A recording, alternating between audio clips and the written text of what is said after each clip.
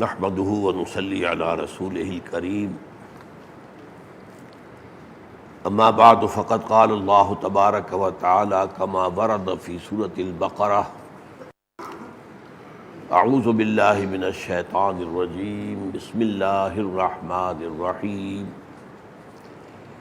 وَإِذَا سَأَلَكَ عِبَادِي عَنِّي فَإِنِّي قَرِيبٌ أُجِيبُ دَعْوَةَ الدَّاعِ إِذَا دَعَانِ فَلْيَسْتَجِيبُوا لِي وَلْيُؤْمِنُوا بِي لَعَلَّهُمْ يَرْشُدُونَ وقال عز وجل كما ورد في سورة الحديد هو الذي خلق السماوات والأرض في 6 أيام ثم استوى على العرش يعلم ما يلج في الأرض وما يخرج منها وما ينزل من السماء وما يعرج فيها وهو معكم أينما كنتم والله بما تعملون بصير وقال جل وعلا كما ورد في سورة قاف وَلَقَدْ خَلَقْنَا الْإِنسَانَ وَنَعْلَمُ مَا تُوَسْوِسُ بِهِ نَفْسُهُ وَنَحْنُ أَقْرَبُ إِلَيْهِ مِنْ حَبْلِ الْوَرِيدِ صدق اللہ العظیم۔ رب اشرح لي صدری ویسر لي امری واحلل عقدۃ من لسانی یفقہوا قولی۔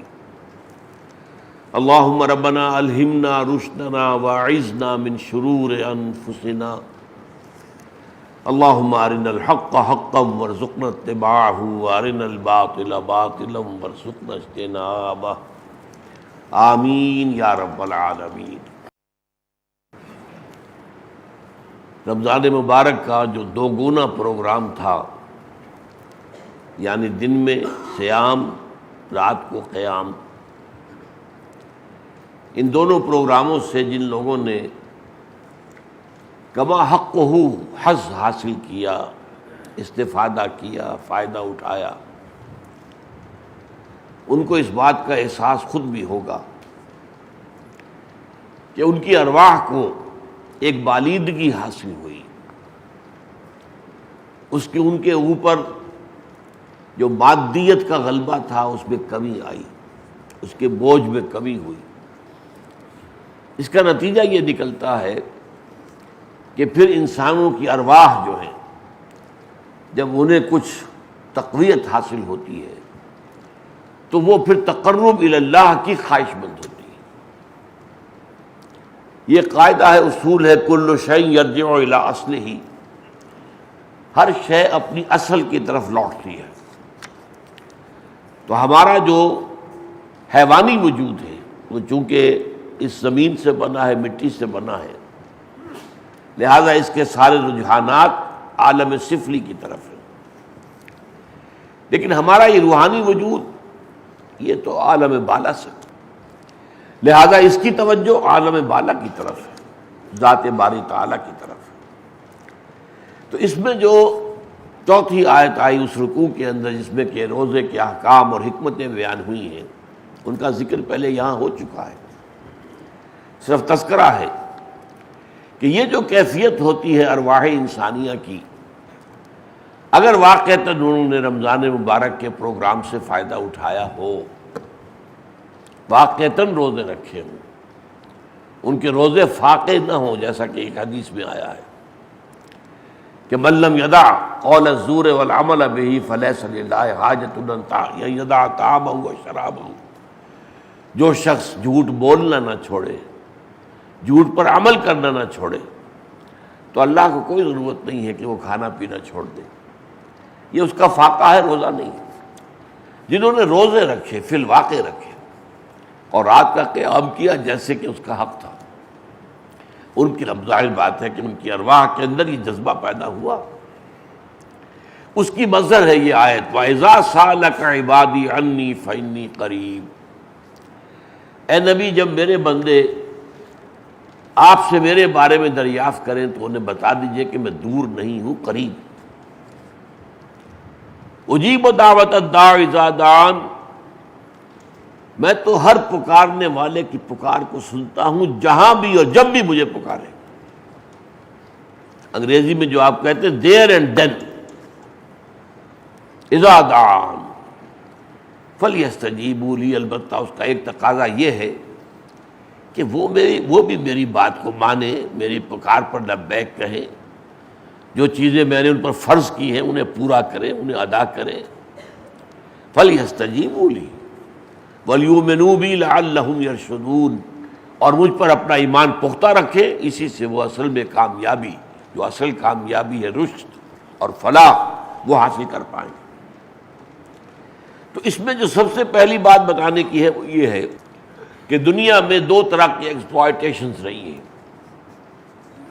ایک پولیٹیکل، راجا ہے، بادشاہ ہے، اسے لگان لینا ہے، زمین کی پیداوار میں سے حصہ لینا ہے، محل بنانے ہیں، عیش کرنے ہیں، خراج لینا ہے۔ اور دوسرا یہ معبد ہے، یہ مزار ہے، یہاں آؤ، یہاں پر چادریں چڑھاؤ، یہاں پر دیگیں لاؤ، یہاں پر نذرانے پیش کرو۔ تو یہ گویا کہ دوسرا ایکسپلائٹیشن ہے۔ اس دوسرے کی بنیاد کیا ہے کہ تم تو نجس ہو، ناپاک ہو، اللہ جو ہے وہ بہت اونچا ہے، بہت بلند ہے، تمہاری رسائی تو اس تک ہو نہیں سکتی، تم تو اپنی بات ان تک پہنچا نہیں سکتے، تمہیں واسطوں کی ضرورت ہے۔ یہ واسطہ ہے، یہاں اس قبر میں جو دفن ہے وہ واسطہ ہے، یہ بت جو ہے یہ واسطہ ہے، یہ جس کی علامت ہے وہ واسطہ ہے۔ انہیں خوش کرو، اور ان کو خوش کرنے کا مطلب کیا ہے کہ نذرانے پیش کرو۔ اس کی جڑ کاٹی ہے اس آیت میں۔ اللہ قریب ہے اور ہر پکارنے والے کی پکار کو سنتا ہے، یہ نہیں کہ گناہ گار کی بات نہیں سنتا، ہر پکارنے والے کی پکار کو سنتا ہے، جہاں بھی ہو اور جہاں بھی جب بھی ہو۔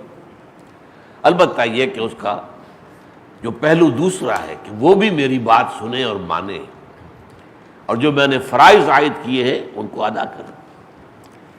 اسی طرح میں نے دوسری آیت آپ کو سنائی ہے سورہ حدید کی، هو الذی خلق السماوات والارض فی ستۃ ایام ثم استوى علی العرش، وہی ہے جس نے کہ آسمانوں اور زمین کو پیدا کیا 6 دنوں میں، پھر متمکن ہو گیا عرش پر، تخت پر، تخت حکومت پر متمکن ہو گیا۔ یعلم ما یلج فی الارض وما یخرج منها وما ینزل من السماء وما یعرج فیہا، وہ اپنی اس تخلیق سے غافل نہیں ہے۔ یہ ایک تصور ہے بعض مذاہب میں کہ وہ تو اپنی ذات میں مگن ہے، اسے اپنی اس کائنات سے کوئی دلچسپی نہیں، یہ تو اس نے بنا دی اور خود بخود چل رہی ہے، چلتی رہے گی، اس سے کوئی دخل نہیں اس کا، وہ اپنی ذات میں مگن ہے۔ نہیں، وہ تو در حقیقت اس کا کیئر ٹیکر ہے، اس کا رب ہے، اس کا پالنے والا ہے، اس کی حفاظت کرنے والا ہے، اور یہاں جو کچھ اس نے پیدا کیا اس کی ضروریات فراہم کرنے والا ہے۔ یعلم ما یلج فی الارض وما یخرج منها، وہ جانتا ہے جو کچھ کے زمین میں داخل ہوتا ہے، جو نکلتا ہے۔ بارش کی ایک بوند داخل ہوئی ہے اور کوئی بیج جو پڑا ہوا تھا وہاں، وہ اس سے ایکٹیویٹ ہوا ہے اور وہ نکلتا ہے، کوپل نکلتی ہے اس کی۔ تو جو بھی کچھ زمین میں داخل ہوتا ہے، اسی طرح مردوں کو آپ داخل کر دیتے ہیں زمین میں، پھر وہ نکلیں گے قیامت کے دن، وہیں سے نکلیں گے۔ اور آسمان سے جو کچھ نازل ہوتا ہے اور جو کچھ میں چڑھتا ہے، فرشتے ہیں جو تمہارے اعمال کے اعمال نامے لے کر چڑھتے ہیں۔ وَهُوَ مَعَكُمْ أَيْنَمَا كُنتُمْ، اور وہ تو تمہارے ساتھ ہی ہوتا ہے جہاں کہیں بھی تم ہو۔ یہ آیت بہت عظیم ہے، بہت عظیم ہے۔ دیکھیے ذات باری تعالیٰ کا ایک تصور کسی دیہاتی کا، ان پڑھ، اجڑ، ذہن محدود، سوچ محدود، ایک یہ بھی ہو سکتا ہے کہ یہ جو آسمان ہے ایک کے اوپر دوسرا، دوسرے پہ تیسرا، ساتھ میں آسمان پر کوئی تخت رکھا ہوا ہے، اس تخت کے اوپر کوئی کرسی رکھی ہوئی ہے اور اس کرسی پر اللہ بیٹھا ہے۔ میرے نزدیک جب تک کوئی انسان یہ سمجھے کہ یہ کائنات اسی اللہ کی پیدا کردہ ہے اور وہی اس کو چلا رہا ہے، تو اگر وہ اپنی ذہنی سطح کے مطابق یہی تصور رکھے تب بھی میں سمجھتا ہوں کہ اس کے لیے تو کافی ہے۔ لیکن یہ کہ کیا ایک عالم آدمی، ایک فکر رکھنے والا آدمی، ایک سوچ رکھنے والا آدمی، ایک فلسفیانہ اپروچ رکھنے والا آدمی بھی اس پر مطمئن ہوگا۔ کیا اللہ دور دور دور دور، کتنا فاصلہ، کائنات کی وسعت کو ہم ناپنے چلتے ہیں تو آپ کو معلوم ہے کہ ایسٹرونومیکل فگرز جب آتی ہیں تو آدمی کو چکر آتا ہے۔ Millions and millions and trillions of light years, ہمارے سال نہیں، لائٹ ایئرز۔ تو کیا ان سے بھی دور ہے اللہ، ان سے بھی آگے ہے؟ نہیں۔ قرآن کہتا ہوا معکم اینما کنتم، وہ تو تمہارے ساتھ ہی ہے جہاں کہیں بھی تم ہوتے ہو۔ اب یہ آیتیں ایسی ہیں کہ جن کے بارے میں بڑی احتیاط کی ضرورت ہے۔ اس میں ایک انتہا پر پہنچے لوگ تو وحدت الوجود تک پہنچ گئے، ایک انتہا تک پہنچے تو وہ یہ کہ نہیں اللہ یہاں نہیں، اللہ تو وہی آسمان پر ہے۔ البتہ صرف صفاتی اعتبار سے ہمارے ساتھ ہے کہ وہ دیکھ رہا ہے ہمیں، نہیں، اس میں درمیانی راہ کیا ہے؟ آیت کو وہی رکھیے جہاں وہ ہے ہمارے ساتھ جہاں بھی ہم ہیں، کیسے ہے یہ ہم نہیں جانتے، بس یہاں اپنی عجز کا اقرار کر دیا، ہم نہیں جان سکتے۔ یہی معاملہ ہے کہ اللہ تعالیٰ کا قرآن مجید میں ذکر آتا ہے اس کے ہاتھ کا ید اللہ۔ اب کیا کچھ تو کہیں گے نہیں، اس سے مراد ہے اللہ کی طاقت، قدرت۔ ایک یہ ہے کہ نہیں واقعتاً ہاتھ ہے، کیسا ہاتھ ہے؟ ہاں ہاتھ ہے، جب اس نے ہاتھ کا لفظ استعمال کیا تو ہاتھ ہے، کیسا ہے یہ ہم قیاس نہیں کر سکتے، اپنے ہاتھوں پر قیاس نہیں کر سکتے۔ وجہ اللہ، اللہ کا چہرہ، ظاہر بات ہے قرآن جب یہ لفظ استعمال کر رہا ہے تو کوئی حقیقت تو ہے جو وجہ اللہ ہے، لیکن کیسی ہے وہ ہم نہیں جانتے۔ ایک بات آتی ہے قرآن مجید کے اندر قیامت کے دن، یوم یکشف عن ساق، جبکہ اللہ تعالیٰ کی پنڈلی کھل جائے گی، وَيُدْعَوْنَ إِلَى السُّجُودِ، اور لوگوں کو کہا جائے گا کہ اب کرو سجدہ۔ لیکن یہ کہ جو دنیا میں سجدہ نہیں کرتے تھے وہ کرنا چاہیں گے لیکن کر نہیں سکیں گے، ان کی کمریں تختہ ہو جائیں گے۔ ہاں جو دنیا میں سجدے کرتے تھے وہ سجدہ کریں گے۔ اب اس کو ہم کیا کہیں؟ تو میں نے ایک فارمولہ آپ کو بتا دیا، جو لفظ آیا ہے اس کو جو کا تو قبول کرے، کیفیت ہم نہیں جانتے۔ اور یہ معاملہ جو ہے اللہ تعالیٰ کے چہرے یا ہاتھ یا پنڈلی اسی سے متعلق نہیں ہے، صفات۔ اللہ ہر چیز کا جاننے والا، کیسے جانتا ہے وہ ہم نہیں جانتے۔ ہر چیز کا دیکھنے والا ہے، کیسے دیکھتا ہے ہم نہیں جانتے۔ اس لیے کہ کیا اس کی آنکھیں ہیں؟ کیا اس کو بھی دیکھنے کے لیے نور کی ضرورت ہے؟ ہمیں تو ہماری آنکھ جو ہے وہ تو نہیں دیکھ سکتی جب تک روشنی نہ ہو، نہیں۔ وہ سنتا ہے، کیسے سنتا ہے ہم نہیں جانتے۔ یہ ساری چیزیں جو ہے، اچھا وہ ہر شے پر قدیر ہے، کتنا قادر ہے، اس کی قدرت کا ہم اندازہ کر سکتے ہیں؟ بس یہ جانتے وہ ہر شے پر قادر ہے۔ تو ذات و صفات باری تعالیٰ کے ضمن میں ایک درمیانی طرز عمل کی ضرورت ہے۔ تیسری آیت میں نے آپ کو سنائی ہے، یہ سورہ قاف کی ہے، وَلَقَدْ خَلَقْنَا الْإِنسَانَ وَنَعْلَمُ بِهِ مَا نَعْلَمُ مَا تُوَسْوِسُ بِهِ نَفْسُهُ وَنَحْنُ أَقْرَبُ إِلَيْهِ مِنْ حَبْلِ الْوَرِيدِ۔ یہ آخری درجے کی بات ہے سورہ قاف میں۔ ایک تو یہ کہ ہوا معکم اینما کنتم، تم جہاں کہیں بھی ہوتے ہو تمہارے ساتھ ہے۔ وہ ساتھ ہونا ایک علیحدہ بات ہے، آپ میرے ساتھ کھڑے ہیں، آپ ساتھ ہیں میرے۔ ایک یہ کہ نہیں، وہ تو انسان کی رگے جان سے بھی قریب تر ہے۔ وہ جو میں نے آپ کو ایک شعر سنایا تھا وہ کچھ قریب پہنچتا ہے اس کے، کہ جان نہا در جسم او در جان نہا، جان ہمارے جسم میں چھپی ہوئی ہے اور وہ اس جان کے اندر چھپا ہوا ہے۔ اے نہاں اندر نہاں، اے جان جان، اے وہ ہستی کہ جو خفیہ کے اندر خفیہ ہے، چھپی ہوئی کے اندر چھپی ہوئی ہے، اور جان کی جان تو ہی ہے، جان جان۔ تو یہ اللہ تعالیٰ کی ذات کا معاملہ ہے۔ وَنَحْنُ أَقْرَبُ إِلَيْهِ مِنْ حَبْلِ الْوَرِيدِ۔ اچھا اب یہاں سوال پیدا ہوتا ہے، جب اللہ تعالیٰ اتنا قریب ہے تو تقرب کے معنی کیا ہوئے؟ قرب تلاش کرنا اللہ کا کیا معنی ہے اس لیے کہ یہ حدیث کے اندر آیا ہے. ابھی حدیث ہم پڑھیں گے آج. تقرب قریب ہونا محنت کر کے مشقت کر کے. اصل میں کیا ہے کہ ہمارا جو اس سے بعد ہے وہ واقعی نہیں ہے، معنوی بعد ہے. وہ بعد کیا ہے؟ معنوی بعد ہے. اور اس کا سبب کیا ہے کہ اب مادی زندگی جو ہے مادی دنیا کے اندر گم ہو گئے اور توجہ ہی نہیں کرتے. یہ توجہ اللہ کی طرف توجہ کرنے تب ہوگا نا. یہ توجہ ہی نہیں ہے. توجہ ہماری کیا ہے؟ ہمارے جسم کی طرف، اس کی مادی ضروریات کی طرف، دنیا کی طرف، دنیا کی آسائشوں کی طلب میں. اسی میں ہم گم ہیں. کافر کی یہ پہچان کہ آفاق میں گم ہے، اور مومن کی یہ پہچان کہ گم اس میں ہے آفاق. یہ اصل سبب ہے. ورنہ اللہ تعالیٰ تو ہمارے ساتھ ہے، اللہ تعالیٰ تو ہمارے دلوں میں موجود ہے. نحن اقرب الیہ من حبل الورید. اب اس سے زیادہ یہ الفاظ قرآن کے ہیں. کسی شاعر کی شاعری تو نہیں ہے، کسی صوفی کا کوئی بڑا بول تو نہیں ہے، تو اللہ کے الفاظ ہیں. نحن اقرب الیہ من حبل الورید. اب ہم اس کو مانیں گے ہے یہ حقیقت، واقعہ ہے. کیسے یہ ہم نہیں جان سکتے. اس کی کیفیت پر گفتگو کرنا، بحث کرنا، جدال کرنا، مباحثہ کرنا، یہ بالکل غلط. اس سے فتنے میں پڑ جائیں گے. بس وہ ہے، وہ یقیناً انسان سے اس کے رگے جاسم میں زیادہ قریب ہے. یہ جو ہماری عدم توجہی ہے اور یہ جو ہمارا اپنے مادی وجود میں ہم گم ہیں، اس مادی کائنات میں گم ہیں.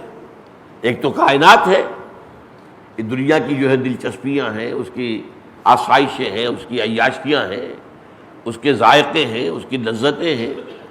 ایک یہ کہ خود اپنی ذات میں گم ہیں. وہ جو میں آپ کو سنا چکا ہوں کئی دفعہ قرآن مجید کی آیت سورہ حشر کی کہ وَلَا تَكُونُوا كَالَّذِينَ نَسُوا اللَّهَ فَأَنسَاهُمْ أَنفُسَهُمْ. ان لوگوں کے مانند نہ ہو جانا جنہوں نے اللہ کو بھلا دیا تو اللہ نے انہیں اپنے آپ سے غافل کر دیا. یہ اپنا آپ کیا ہے؟ اپنے مادی وجود سے تو کوئی بھی کبھی غافل نہیں ہوتا. اس کے سارے تقاضے پورا کرنے کے لیے ہم کمر بستہ رہتے ہیں.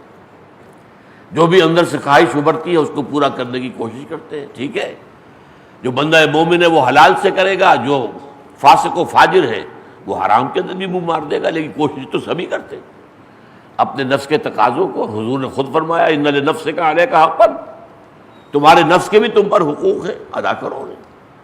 ہاں جائز طریقے سے کرو، حلال طریقے سے کرو، حرام سے نہیں. تو معلوم یہ ہوا کہ در حقیقت یہ جو ہماری عدم توجہی ہے یہ اصل سبب ہے بعد اور دوری کا. اس کو دور کرنے کے لیے مشقت کرنی پڑے گی. یہ مشقت کا لفظ خاص طور پر میں نے کیوں بولا ہے؟ اس لیے کہ میں حدیث آج آپ کو سنانا چاہتا ہوں. 40 نبوی کی روایت ہے اور اس میں در حقیقت اس چیز کو تقرب، اللہ کا قرب حاصل کرنے کی کوشش کرنا، یہ باب تفاعل ہے. اور تفاعل کے باب کا خاصہ یہ ہے کہ کوئی کام کیا جائے تکلف کے ساتھ، محنت کے ساتھ، تکلیف جھیل کر، مشقت جھیل کر، محنت کر کے حاصل کیا جائے، وہ تفاعل ہے. تعلم، علم حاصل کرنا، ظاہر بات ہے محنت لگے گی، وقت لگے گا، آپ درجہ بدرجہ آگے بڑھیں گے. ایک دم تو سارا علم آپ کو حاصل نہیں ہو جائے گا. اسی طرح تقرب ہے، درجہ بدرجہ درجہ بدرجہ. تو اس کے حوالے سے آج جو ہے میں حدیث کرنا چاہتا ہوں آپ کے سامنے. اس کا سبب کیا ہے کہ میں یہ چاہتا ہوں کہ تصوف کے بارے میں ہمارے ہاں جو دو انتہائیں ہیں ان کے مابین جو درمیانی راستہ ہے، اوسط اور جو معتدل راستہ ہے، وہ آپ کے سامنے رکھوں. ہمارے ہاں ایک وہ لوگ ہیں جو یہ سمجھتے ہیں کہ اصل دین ہی تصوف ہے، اور اس کے برعکس کچھ لوگ ایسے ہیں جو کہتے ہیں تصوف تو ایک بالکل دوسرا دین ہے، اسلام سے اس کا کوئی تعلق نہیں، اسلام سے اس کا کوئی نسبت اور رشتہ ہے ہی نہیں.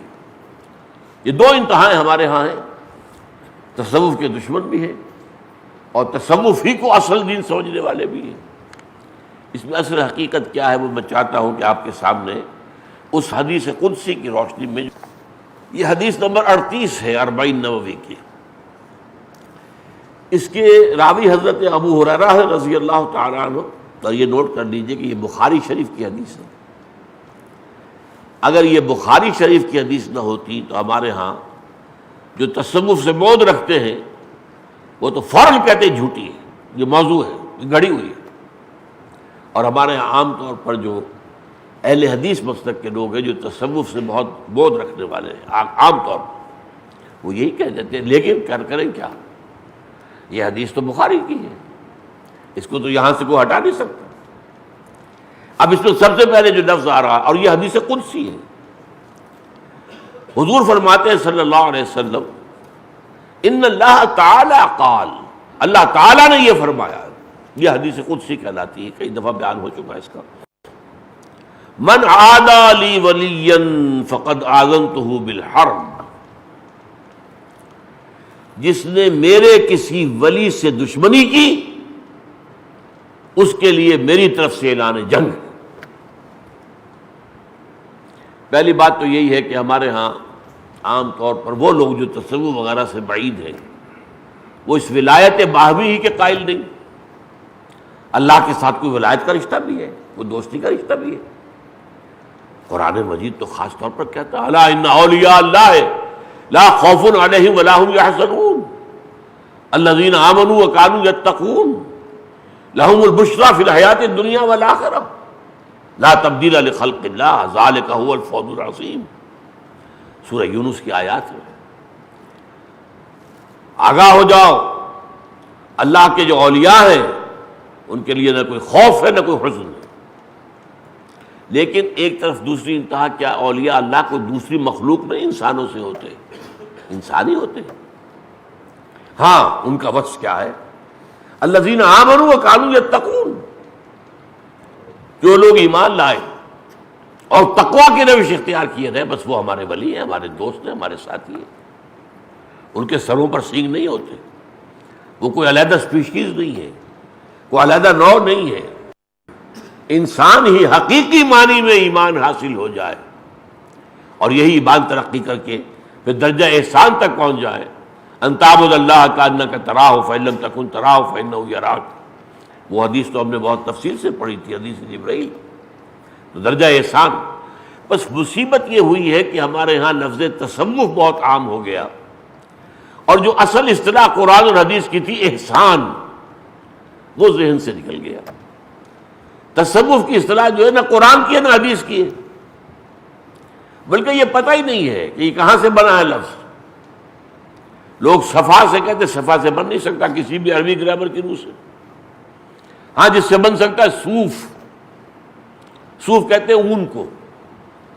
یہ اصل میں تابعین میں سے جو اس مزاج کے لوگ تھے جو تقرب اللہ کی طرف زیادہ جو ہے توجہ رکھتے تھے، وہ اون کا لباس پہنتے تھے. ریشم تو ویسے ہی حرام ہے مردوں کے لیے. ہاں آپ کاٹن وغیرہ کا پہنے تو وہ ظاہر بات ہے نرم ہوتا ہے، لیکن یہ جو اون ہے وہ تو کاٹتی ہے پھر انسان کو. تو وہ اسی لیے کہ یہ کاٹتی رہے، ہمیں جگاتی رہے، یہ اونی لباس پہن. صوف سے صوفی بنا. میں سمجھتا ہوں کہ یہی ہے کہ جو ایک واحد شکل ہے. ورنہ یہ کہ ایک اور رائے جو ہے، میر ولی الدین ہوتے تھے بہت بڑے ایک عالم، اور وہ عثمانیہ یونیورسٹی حیدرآباد دکن کے وہ چیف تھے معارف اسلامیہ کے، اسلامیات کے، اور فلسفی تھے بہت بڑے. انہوں نے کتاب لکھی ہے حقیقت تصوف، اور اس میں بیان کیا یہ تھیوسوفی سے بنا ہے. یہ اصل میں گریک ورڈ ہے صوفی. صوفی کے معنی حکمت. ایک ہے فلسفی، حکمت منطقی جسے ہم فلسفہ کہتے ہیں. اس کا اصل لفظ انگریزی میں کیا ہے؟ فلسفی. ایک ہے تھیوسوفی، تھیو مذہبی، اور تھیوسوفی تھیوکریٹک اسٹیٹ کہتے ہیں جو مذہبی ریاست ہوتی ہے جہاں اختیار جو ہے وہ مذہبی علماء کے ہاتھ میں ہوتا ہے، جیسے کہ ایران میں. تو اس کو ہم کہتے ہیں تھیوکریسی. تو تھیوسوفی کیا ہے؟ حکمت دین، دین کا اصل اندرونی خزانہ. تو میرے نزدیک یہ لفظ ہے اصل میں جو اس کی اصل ہے. لیکن چونکہ یہ لفظ جو ہے عام ہو گیا، ورنہ احسان کا لفظ ہے یہ ہم پڑھ چکے ہیں حدیث جبرائیل کے اندر لیکن اللہ کے ساتھ رشتہ بندے کا وہ تو ہے ولایت باہمی. اللہ ہمارا ولی ہے، ہم اللہ کے ولی ہیں. اللہ ولی الذین آمنوا، اللہ ولی ہے ان کا جو ایمان رکھتے ہیں. یخرجہم من الظلمات الی النور، یہ تو آپ کو معلوم ہے کہ آیت الکرسی کی بات کی آیت ہے. اللہ ولی الذین آمنوا، اللہ ولی ہے اہل ایمان کا. یخرجہم من الظلمات الی النور، درجہ بدرجہ انہیں تاریکیوں سے نکال کر نور کی طرف لاتا رہتا ہے. یہ تاریکی سے نکل جانا ایک دم کا فعل نہیں ہے. ظاہر بات ہے کہ علمی اعتبار سے، فکری اعتبار سے، نفسیاتی اعتبار سے درجہ بدرجہ آدمی جو ہے وہ ظلمتوں سے نکل کر نور کی طرف آتا. یخرجہم من الظلمات الی النور والذین کفروا اولیاءہم الطاغوت، اس کے برعکس جو لوگ کافر ہیں ان کے ولی طاغوت ہے، شیاطین جن و انس. یخرجونہم من النور الی الظلمات، وہ انہیں نور سے اندھیروں کی طرف لے جاتے رہتے ہیں. تو پہلی بات تو یہ کہ اللہ کے ولی ہے، اللہ کے ساتھ رشتہ ولایت ہے. اللہ تعالی ہم سب کو عطا کرے.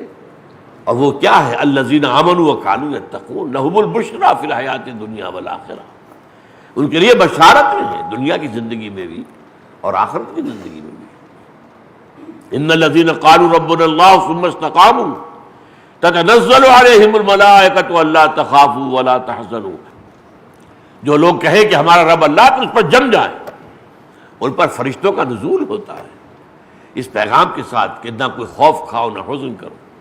دنیا کی زندگی کے اندر انہیں بشارتیں ملتی ہیں.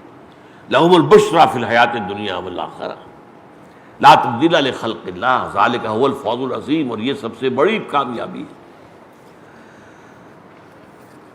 فرمایا من عادی لی ولیا فقد آذنتہ بالحرب، جس نے میرے کسی دوست سے دشمنی رکھی پھر میری طرف سے اس کے لیے اعلان جنگ. وما تقرب الی عبدی بشیء احب الی مما افترضتہ علیہ، اور میرا بندہ میری طرف تقرب کرتا ہے، قریب سے قریب تر ہوتا رہتا ہے جن چیزوں کے ذریعے سے ان میں مجھے سب سے بڑھ کر محبوب ہے وہ جو میں نے اس پر فرض کیے. تقرب بالفرائض، جو چیزیں اللہ نے فرض کی ہیں ان پر عمل کرنے سے انسان اللہ سے قریب تر ہوتا رہتا ہے. یہ احب کا لفظ آیا، نوٹ کر لیجئے، اس کی تفسیر بعد میں میں کروں گا. احب الیہ، میرے نزدیک محبوب ترین جو تقرب کا راستہ ہے وہ فرائض کے راستے سے. وما یزال عبدی یتقرب الی بالنوافل، ایک دوسرا معاملہ ہے تقرب بالنوافل، نفل، وہ چیزیں جو فرض نہیں ہیں ان کے ذریعے سے نفلی عبادات، نفلی خیرات، نفلی جو ہے روزے، جو لوگ ان نوافل کے ذریعے سے میرا تقرب اختیار کرتے ہیں اور وہ یہاں تک آ جاتے ہیں حتی احبہ، یہاں تک کہ میں اس سے محبت کرنے لگتا ہوں. فاذا احببتہ، اور جب میں اپنے اس بندے سے محبت کرتا ہوں، کنت سمع الذی یسمع بہ، تو پھر میں اس کے کان بن جاتا ہوں جن سے وہ سنتا ہے. وبصرہ الذی یبصر بہ، اور اس کی بصارت آنکھیں بن جاتا ہوں جن سے وہ دیکھتا ہے. ویدہ التی یبطش بہا، اور اس کا ہاتھ بن جاتا ہوں جس سے پکڑتا ہے. ورجلہ التی یمشی بہا، اور اس کے پاؤں بن جاتا ہوں جن سے وہ چلتا ہے. وإن سألنی لأعطینہ، اگر مجھ سے وہ کچھ مانگتا ہے میں لازماً اس کو دوں گا. وَلَئِنِ اسْتَعَاذَنِی لَأُعِیذَنَّهُ، اور اگر وہ مجھ سے میری پناہ طلب کرے گا میں یقیناً اسے پناہ دوں گا. اب یہاں دو چیزیں ایک دوسرے کے مقابل آ گئی ہیں، تقرب بالفرائض، تقرب بالنوافل. ایک کو کہا ہے مجھے محبوب ترین تقرب بالفرائض سے، لیکن تقرب بالنوافل کا درجہ اتنا بلند ہے کہ میں اس کے ہاتھ بن جاتا ہوں، پاؤں بن جاتا ہوں، کان بن جاتا ہوں، آنکھیں بن جاتا ہوں. اس اعتبار سے ذرا نوٹ کیجئے، میں نے اس سے پہلے بھی آپ کو دو جوڑے پہلے بتائے ہیں کئی مرتبہ. ایک چیز ایک اعتبار سے اہم ترین ہے، دوسری چیز دوسری اعتبار سے اہم ترین ہے. جیسے ایمان کے بارے میں ہم نے حدیث پڑھی، سب سے زیادہ حسین ایمان کس کا ہے؟ حضور نے صحابہ سے پوچھا صحابہ نے پہلا جواب دیا فرشتے. فرمایا وہ کیسے ایمان نہیں لائیں گے, وہ تو اپنے رب کے پاس ہیں. پھر انہوں نے عرض کیا پھر رسول, وہ رسول کیسے ایمان نہ لائے, ان پر تو وہی ہوتی ہے. پھر ڈرتے ڈرتے کہا ہوگا پھر ہم ہیں, تم کیسے ایمان نہ لاتے جبکہ میں تمہارے مابین موجود ہوں. پھر آپ نے فرمایا میرے نزدیک حسین ترین ایمان ہمارے ان بھائیوں کا ہوگا جو میرے بعد آئیں گے. لَإِخْوَانُنَا الَّذِينَ جو آئیں گے میرے بعد, یاتون من بعدی, انہیں تو کچھ اوراق ملیں گے جن میں قرآن لکھا ہوگا, اس پر ایمان لائیں گے. میں تو موجود نہیں ہوں گا کہ مجھے دیکھ کر یا میری باتیں سن کر ایمان لائیں. انہیں تو قرآن کے اوراق ملیں گے, ان سے ایمان لائیں گے. ان کا ایمان حسین ترین ہے. اب یہاں حسین ترین تو ایمان ان کا ہوا, لیکن افضل ترین ایمان کس کا ہے؟ صحابہ کا ہے. افضل اور ہے, حسین اور ہے. افضل ترین وہ تو یہ ہے, کہا گیا ہے کہ بڑے سے بڑے ولی اللہ کا ایمان بھی ادنا سے ادنا صحابی سے بھی کم تر ہے. کہ ادنا سے ادنا صحابی کا ایمان بھی بڑے سے بڑے ولی اللہ کے ایمان سے بڑھتر ہے. اور یہ صحیح ہے. صحابہ کے ایمان وہ شاید دیگر تھا, شاید دیگر, اس کی نوعیت ہی اور تھی. لیکن حسین ترین ایمان حضور فرما رہے ہیں ہمارے ان بھائیوں کا ہوگا جو میرے بعد آئیں گے. انہیں میری صحبت تو نصیب نہیں ہوگی, میری زیارت نصیب نہیں ہوگی, ہاں انہیں اوراق ملیں گے جن میں کتاب اللہ موجود ہوگی, اس سے بھی ایمان لائے. اللہ تعالی ہم سب کو ان میں سے بنائے. اس کتاب کے ساتھ ہمارا وہ تعلق ہو جائے تب نا, تو حسین ترین ایمان سے اللہ تعالی ہمیں نواز دے گا. اسی طریقے سے جہاد کا معاملہ ہے. آپ کو معلوم ہے میں نے کئی مرتبہ جہاد کی 3 منزلیں بیان کی, پھر ہر ایک کے اندر 3 سب سٹوریز ہیں, درمیانی منزلیں 9 ہیں. پہلی کیا ہے؟ نفس کے خلاف جہاد. اور 9ویں آخری کیا ہے؟ بالفعل جان ہتھیلی پر رکھ کر جنگ کے لیے, اللہ کے لیے, قتال فی سبیل اللہ. یہ ہے 9ویں منزل. تو بلند ترین کون سی ہوئی؟ 9ویں. اہم ترین کون سی ہے؟ افضل ترین کون سی ہے؟ پہلی. حضور سے پوچھا گیا ای الجہاد افضل ہو یا رسول اللہ, اے اللہ کے رسول سب سے افضل جہاد کس کا ہے؟ فرمایا ان تجاہد نفسک فی طاعت اللہ. افضل ترین جہاد یہ ہے کہ تو اپنے نفس کے خلاف جہاد کرے اور اس سے اللہ کا مطیع بنائے. افضل تو یہ ہے, ظاہر بات ہے پہلی منزل ہوگی تو دوسری بنے گی نا, دوسری ہوگی تو تیسری بنے گی. لیکن یہ پہلی 2 منزلیں طے کیے بغیر جو تیسری منزل پر کود جاتے ہیں, ان کا جہاد کیا ہوتا ہے؟ قتال کیا ہوتا ہے؟ اپنے نفس کے لیے ہوتا ہے, اپنی شجاعت کے اظہار کے لیے ہوتا ہے, مال غنیمت کے حصول کے لیے ہوتا ہے, کسی حمیت جاہلی میں ہوتا ہے, کسی قوم پرستی کے لیے ہوتا ہے, کسی وطن پرستی کے لیے ہوتا ہے. وہ جہاد فی سبیل اللہ تو نہیں ہوتا. ہاں پہلی منزلیں آپ پہلے طے کر لیں, رفتہ رفتہ چڑھے, نہ ترکبن طبقا عن طبق, رفتہ رفتہ درجہ بدرجہ وہ آپ بڑھیں تو بلند ترین منزل, بلند ترین وہی ہے قتال فی سبیل اللہ. اس لیے فرمایا یہ اللہ کی محبوبیت کا مقام ہو جائے گا. جیسے یہاں بھی فرمایا ہے کہ جو میں اس سے محبت کرنے لگتا ہوں, جو نوافل کے ذریعے سے میری طرف تقرب اختیار کرتا ہے. اب ان دونوں چیزوں کو سمجھیے. دیکھیے جو پہلی طرح کا جو ہے, جو تصوف ہے یا تقرب الی اللہ ہے, سلوک ہے, اس میں کرامات نہیں ہوں گی, یا ہوں گی تو بہت کم ہوں گی, نہ ہونے کے برابر ہوں گی. ان کے تذکرے آپ سنیں گے نہیں. صحابہ کرام سے کوئی کرامات زیادہ آپ سنتے ہیں کبھی؟ کرامات اولیاء اور اولیاء کے حالات و واقعات جس طریقے سے ان کی کرامات کا بیان ہوتا ہے, تفصیلات ہوتی ہیں, اگرچہ ان میں مبالغہ ہوتا ہے, ان میں جھوٹی روایات بھی ہیں, لیکن ہم قائل ہیں جیسے رسولوں کے لیے معجزات ایسے ہی اولیاء اللہ کے لیے کرامات. اللہ تعالیٰ بعض چیزوں سے ان کی بزرگی ظاہر کر دیتا ہے کہ واقعی ان کا قرب ہے, اللہ کے ہاں کوئی مقام ہے, ظاہر کر دیتا ہے. لیکن یہ ان کے اپنے اختیار پہ نہیں ہوتا, نہ معجزہ نبی کے اختیار پہ ہے. معجزہ اللہ دکھاتا ہے, اللہ کی قدرت کا ظہور ہوتا ہے, وہ رسول کے اس سے نہیں ہوتا. قرآن مجید میں سورہ انعام میں موجود ہے حضور کو بھی کبھی کبھی خیال ہو جاتا تھا، چونکہ قریش نے جو ہے ایک طرح سے سمجھیے کارنر کر دیا تھا حضور کو، اگر رسول ہو تو دکھاؤ یہ معجزہ، دکھاؤ آسمان پر چڑھ کر دکھاؤ، جیسے اور رسولوں نے معجزے دکھائے تھے۔ حضرت صالح کو ایک اونٹنی برآمد کر کے دکھا دی تھی، چٹان کے اندر سے ایک گابن اونٹنی برآمد ہو گئی لوگوں کی نگاہوں کے سامنے، لوگوں نے مطالبہ کیا اور انہوں نے دعا کی، اللہ نے وہ معجزہ دکھا دیا، دکھاؤ اگر تم رسول ہو تو تمہارے لیے ایک باغ جو ہے اس مکے کی سرزمین میں بن جانا چاہیے، جس میں کھجور کے درخت بھی ہوں اور پودے ہوں، انگوروں کی بیلیں بھی ہوں اور اس میں چشمے بھی جاری ہوں۔ یہ کر کے سورہ بنی اسرائیل میں تفصیل ہے اس کی۔ لیکن یہ کہ حضور صلی اللہ علیہ وسلم کے دل میں بھی اب ظاہر بات ہے کہ حضور تو نہیں دکھا سکتے، اللہ تعالیٰ کے اختیار میں ہے۔ بات وہی کہا گیا کہ میں نے تم سے دعویٰ کہا کہ میں نے خدائی کا دعویٰ تو کیا ہی نہیں جو مجھ سے یہ مطالبے کر رہے ہو، میں نے تو صرف یہ کہا ما کنت الا بشر رسولا، میں تو بشر ہوں، رسول ہوں، ہاں میرے پر وحی آتی ہے، وہ وحی کا پیغام میں تمہیں پہنچا رہا ہوں، تو دعویٰ جس کا ہوتا ہے اس کے مطابق اس سے مطالبہ کرنا چاہیے نا۔ لیکن بہرحال حضور کے بہت سے چاہنے والے بھی اس مطالبے کے آگے جو ہے انہوں نے ہتھیار ڈال دیے۔ حضور کے ایک پھوپھی زاد بھائی تھے، اگرچہ وہ ابھی ایمان تو نہیں لائے تھے لیکن حضور سے ہمدردی رکھتے تھے، دوستی رکھتے تھے، دلچسپی رکھتے تھے، آپ کی صحبت میں بھی آتے تھے۔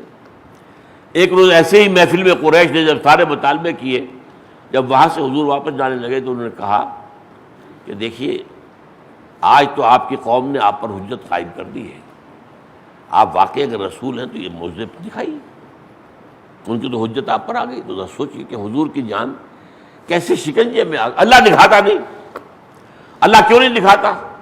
اس لیے کہ اللہ مہلت دینا چاہتا ہے۔ ایسا کھلا معجزہ دکھانے کے بعد قوم کو مہلت نہیں ملتی، پھر بھی ایمان نہ لائے تو برباد، تباہ، ختم۔ اللہ ابھی چاہتا تھا یہ قوم مہلت ملے، اس میں سے اور نکلے، ابھی اور مکھن ان میں سے آئے نکلے، اور اس کے بعد وہ جمعیت فراہم ہو جائے کہ باطل سے مقابلہ ہو سکے۔ تو اللہ تعالیٰ کے ایک فیصلہ یہ تھا کہ ہم نہیں دکھائیں گے، بلکہ ایسے بھی الفاظ آئے ہیں کہ اگر اے نبی آپ کے اندر قدرت ہے تو آسمان پر سیڑھی لگا لیجئے یا زمین میں کوئی سرنگ لگا لیجئے اور لے آئیے کوئی معجزہ، ہم معجزہ نہیں دکھائیں گے۔ تو یہ صورتحال ہے کہ معجزہ رسول کے اختیار میں نہیں ہوتا، البتہ اللہ دکھاتا ہے۔ تو معجزات کے ہم قائل ہیں، یہاں تو معجزات کا انکار کرنے والے موجود ہو گئے۔ سر سید احمد خان نے انکار کیا اور ان کے جو مکتبہ فکر کے لوگ ہیں سب انکاری ہیں، تو کرامات کو کہاں مانیں گے؟ لیکن ہم مانتے ہیں۔ اللہ تعالیٰ اپنے نیک بندوں کی بزرگی کو لوگوں پر ظاہر کرنے کے لیے، آشکارا کرنے کے لیے ان کے ذریعے سے ایسی چیزیں دکھا سکتا ہے، انہیں کشف ہو سکتا ہے۔ کشف کا معاملہ تو حضرت عمر کے ساتھ بھی ہوا رضی اللہ تعالیٰ، مشہور واقعہ کہ میدان جنگ جو ہے وہ تو شام میں ہے، حضرت ساریہ جو ہے وہاں کمانڈر ہیں، حضرت عمر خطبہ دے رہے ہیں مسجد منبر پر کھڑے ہوئے، لیکن اچانک کہتے یا ساریہ الی الجبل۔ اب یہاں لوگ حیران ہیں، یہ کیا کہہ دیا آپ نے؟ یہ خطبہ کے اندر دوران کوئی ربط کلام نہیں، کوئی بات نہیں، کوئی ساریہ یہاں موجود نہیں، یا ساریہ الی الجبل، پہاڑ کی طرف ہو جاؤ۔ وہ غلطی کر رہے تھے، ٹیکٹیکل جو ہے ان سے مسٹیک ہو رہی تھی، بجائے اس کے کہ پہاڑ کو اپنی پشت پر رکھے وہ کھلے میدان کی طرف جا رہے تھے جہاں پہ کہ انہیں گھیرا جا سکتا تھا۔ تو اللہ نے انہیں وہ میدان جنگ دکھایا۔ آج ہمیں ٹیلی ویژن سے نظر آ جاتا ہے، فرق کیا ہے؟ اللہ تعالیٰ کی قدرت سے تو بعید نہیں تھے نا۔ ٹیلی ویژن بھی اگر چلتا ہے تو انہیں عناصر کی بنیاد پر ایجاد ہوا ہے نا جو اللہ نے بنائے ہوئے۔ یہ ساری چیزیں ہم نے دریافت کی ہے، تخلیق نہیں کی ہے۔ خالق تو وہ ہے، دریافت ہم نے کی ہے، ہم نے ان کے اندر سے ان کو جو ہے وہ جانا ہے، ان کا علم حاصل کیا کہ یہ قدرتیں جو ہے، بجلی ہم نے پیدا تو نہیں کی، بجلی دریافت کی ہے۔ تو یہ دریافتیں ہیں ہماری، ورنہ جو تقریر تو اللہ کی ہے۔ تو اگر ٹیلی ویژن کے ذریعے سے آج ہمیں دکھا سکتا ہے وہ، تو بغیر ٹیلی ویژن کے کیوں نہیں دکھا سکتا تھا حضرت عمر کو رضی اللہ تعالیٰ عنہ؟ تو ہوتے ہیں لیکن بہت کم۔ یہ جو ہے اصل میں بالفرائض والا معاملہ، اس میں سب سے بڑا فرض آ جاتا ہے، نماز فرض، روزہ فرض، روزے زکوٰۃ فرض، اللہ تعالیٰ کے دین کو قائم کرنے کی جد و جہد فرض۔ یہ فرض جو ہے اگر پورا نہیں ہوا ہے اور آپ نوافل کی طرف چل پڑے ہیں تو یہ آپ کا رخ غلط ہو گیا ہے۔ آپ اللہ کے دین کو قائم کرنے کے لیے تن من دھن لگائیں، اس میں استقامت، یہ جو سلوک ہے تقرب بالفرائض، اس میں اصل کرامت کیا ہے؟ استقامت، کھڑے رہنا، ڈٹے رہنا، مخالفتیں آئیں، کوئی بھی تکالیف آئیں، مصائب آئیں، وہ صبر کرنا۔ وہ جو فرمایا گیا وَلَنَبْلُوَنَّكُم بِشَيْءٍ مِّنَ الْخَوْفِ وَالْجُوعِ وَنَقْصٍ مِّنَ الْأَمْوَالِ وَالْأَنفُسِ وَالثَّمَرَاتِ وَبَشِّرِ الصَّابِرِينَ۔ یہ سب سے بڑی کرامت ہے، اللہ کی راہ میں جان دے دینا سب سے بڑی کرامت ہے۔ یہ دوسری کرامتیں جو ہیں ہمیں صحابہ کے ہاں ان کا تذکرہ نہیں ملتا۔ یہ اصل میں تقرب بالفرائض کا معاملہ تھا۔ ہاں جب دین قائم ہو گیا، نظام خلافت قائم ہو گیا، شریعت خداوندی نافذ ہو گئی، اب ٹھیک ہے، اب فرض کا وہ معاملہ ادا ہو گیا۔ اب تو یہ ہے کہ ریاست کے ذمے ہے، حکومت کے ذمے ہے۔ وہ اگر کہیں مانگتی ہے، مطالبہ آتا ہے 10,000 آدمی چاہیے فلاں محاذ کے لیے، اور اگر 10,000 نکل گئے تو باقی کی طرف سے فرض کفایہ ادا ہو گیا۔ ہر ایک کے اوپر اب فرض نہیں رہا، لیکن جب تک وہ نظام خلافت قائم نہیں ہوا ہر ایک پر فرض ہے۔ یہ فرض عین ہے، یہ فرض کفایہ نہیں ہے۔ کفایہ تو تبھی ہوگا نا جب قائم ہو جائے، کفایت کر جائے اس درجے تک کہ نظام قائم ہو جائے۔ جب قائم ہو گیا اب یہ فرض کفایہ ہے۔ آیا ہے محاذ جنگ سے مطالبہ، حضرت ابو عبیدہ بن الجراح جو ہے منگا رہے ہیں کہ اتنے 1000 آدمی چاہیے فوری طور پر۔ اب مدینے میں اعلان ہو گیا، اب نکل آئے ہیں وہ، اس کے بعد باقی اپنے گھر میں سوئیں۔ اب وہ نوافل پڑھیں، ادا کریں، روزے رکھیں، علمی کام میں لگے رہیں، تو کوئی بھی کرے، روحانی جو ہے مشقتیں کرے، وہ ٹھیک ہے۔ اس کا البتہ یہ ہے کہ پھر اس کا درجہ بڑھتے بڑھتے بڑھتے بڑھتے یہاں تک پہنچ جاتا ہے نوافل کا، کہ پھر اس سے قرابات کا صدور ہوتا ہے۔ یہ قرابات کا صدور ہی ہے جسے اللہ کہہ رہا ہے کہ میں اس کی آنکھیں بن جاتا ہوں جسے وہ دیکھتا ہے۔ یہ حضرت عمر کی آنکھ بن گیا تھا اللہ تعالیٰ، جس سے کہ حضرت عمر نے رضی اللہ تعالیٰ عنہ وہ میدان جنگ دیکھا ہے۔ حضرت عمر کی آواز وہاں پہنچائی ہے۔ بعد میں ساریہ نے بتایا جب واپس آئے ہیں محاذ جنگ سے کہ میں نے سنی وہ آواز اور اس کے مطابق میں نے اپنی چال بدل دی۔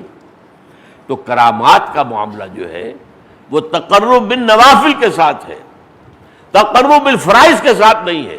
یہ ہے نقطے کی بات جو سمجھ لیجئے۔ آج ہم جو جد و جہد کر رہے ہیں، چونکہ نظام قائم نہیں ہے، شریعت الہی نافذ نہیں ہے، تو جو فرض ہے اتنا بڑا اقامت دین کی جد و جہد، وہ فرض ہے جو ہمارے سروں کے اوپر ہے۔ جب تک وہ فرض پورا نہیں ہوتا تو ہمارا تقرب الہی کا ذریعہ یہی ہے، اللہ تعالیٰ کی دین کی دعوت اور اللہ کے دین کو قائم کرنے کی جد و جہد، اس میں تن من دھن لگا دینا۔ یہ سلوک محمدی ہے صلی اللہ علیہ وسلم۔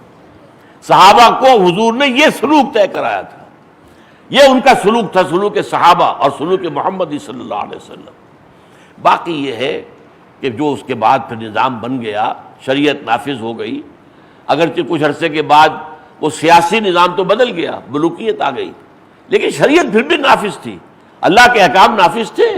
اس اعتبار سے اب یہ موقع تھا، اسی لیے پھر اس دور کے اندر جو ہے اولیاء اللہ نے پھر جو بھی مشقتیں کی ہیں، روحانی مشقتیں کی ہیں، چلہ کشی کی ہے، بہت اپنے اوپر جو ہے نوافل کا بوجھ ڈالا ہے، اور اس کے ذریعے سے ان کے ذریعے سے کرامات بھی پھر ظاہر ہوئی ہیں۔ تو وہ بالکلیہ غلط نہیں ہے، لیکن بالکلیہ صحیح بھی نہیں ہے۔ آپ جو آپ پڑھتے ہیں کتابوں کے اندر مبالغہ ہوتا، آپ کو اگر کسی سے محبت ہو جائے، آپ اس کی محبت میں اس کی تعریف کے اندر مبالغہ کرنے لگیں گے۔ کسی سے آپ کو کوئی قد ہو جائے، دشمنی ہو جائے، تو پھر آپ کو اس کی برائی ہی برائی نظر آئے گی، خیر نظر نہیں آئے گا۔